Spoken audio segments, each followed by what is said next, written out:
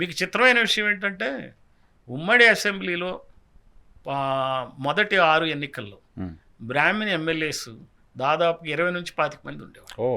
మీకు ఇప్పుడు ఒకళ్ళిద్దరే. మీరు ఏదో బుక్ రాశారు, చూసారు నేను. ఏంటి ఇది?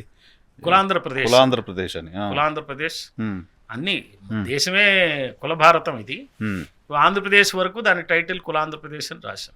ఏంటి ఆ బుక్ లో మీరు మెన్షన్ చేస్తే?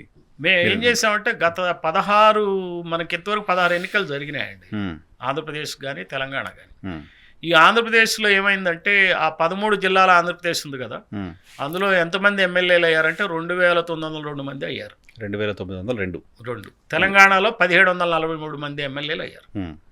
అయితే కమ్మారెడ్లు వచ్చి అక్కడ 1207 మంది ఎమ్మెల్యేలు అయ్యారు. వాళ్ళు 10% కన్నా ఎక్కువ ఉండే అవకాశం లేదంటే ఒక 300 మంది ఎమ్మెల్యేలు కావాలి. 300 పోయి 4 గింతలు అయ్యారు, 1200 మంది ఎమ్మెల్యేలు అయ్యారు.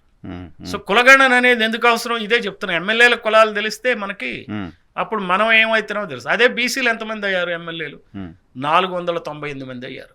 మరి సగానికి సగం ఉన్నప్పుడు 1500 మంది బీసీ అవ్వాలి, కానీ 498 మంది అంటే 500 ఎమ్మెల్యేలు దాదాపు అంతకన్నా 1/3 అయ్యారు.